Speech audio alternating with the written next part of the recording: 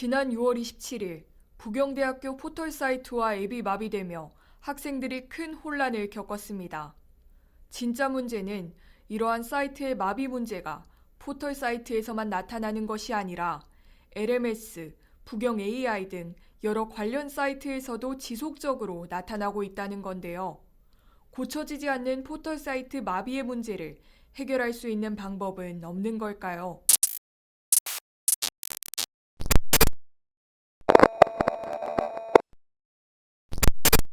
저희 REC 부경팀은 지난 6월 27일 발생했던 본교 포털 사이트와 기타 학교 관련 사이트 오류와 관련하여 재학생들을 대상으로 간단한 설문을 진행했습니다.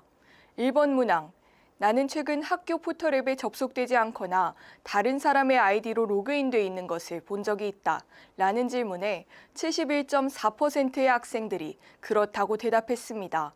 또한 2번 문항, 학교 포털 사이트 외에도 부경 AI나 수강 신청 앱, LMS 등이 제대로 작동되지 않아 불편을 겪은 경험이 있다라는 질문에 66.7%의 학생이 그렇다고 대답했습니다. 불편을 겪은 사이트나 앱으로는 국립부경대 LMS 어플이 92.9%로 가장 많았고 그 다음으로는 수강 신청 어플이 21.4%, 마지막으로 전자도서관 어플과 부경 AI 웹사이트 및 포털이 7.1%의 응답률을 기록했습니다.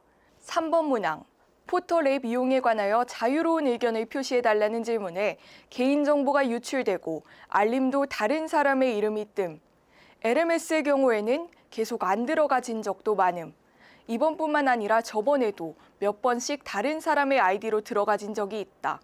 이런 일이 다신 없었으면 좋겠다. 개인정보가 유출되었는데 어떻게 보상하실지가 궁금하다. 포털 로그인 시 다른 학생의 정보가 떴던 상태는 어떤 이유였는지 궁금하다 등의 반응이 있었습니다. 본교 커뮤니티인 에브리타임에는 이와 같은 문제를 지적하는 글들이 많이 올라왔는데요. 학교 관계자들은 이와 같은 사안을 어떻게 인식하고 있으며 이를 어떻게 해결할 것인가 하는 데에도 관심이 집중되고 있습니다. 저희 REC 부경팀이 학교 측에 연락하여 해당 사항에 대해 자세한 이야기를 듣고자 인터뷰를 요청했으나 현재 관련 문제에 대해 실수를 찾아가는 중이라는 답변이 돌아왔습니다.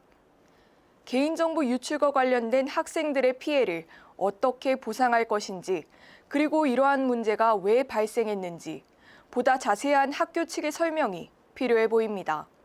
포털 앱과 여러 학내 사이트에 접속 문제가 발생한 지 약 2주가 흘렀는데요. 현재는 단지 다른 사람의 아이디로 로그인되는 문제에서 그치지 않고 사이트가 정상화된 이후 본인의 아이디가 탈퇴되어 있다거나 비밀번호가 바뀌어 있다는 등의 2차 피해자가 하나둘씩 나오고 있는 상태입니다. 그러나 아직까지 학교 측에서는 공식적인 입장 발표나 적극적으로 문제를 해결하려는 등의 특별한 움직임은 보이지 않고 있습니다. 학생들은 이에 대한 불만과 불안을 갖고 있으며 특히 개인정보 유출과 관련된 피해를 입은 학생들에 대한 보상 방안에 대한 필요성이 점점 더 커져가고 있습니다.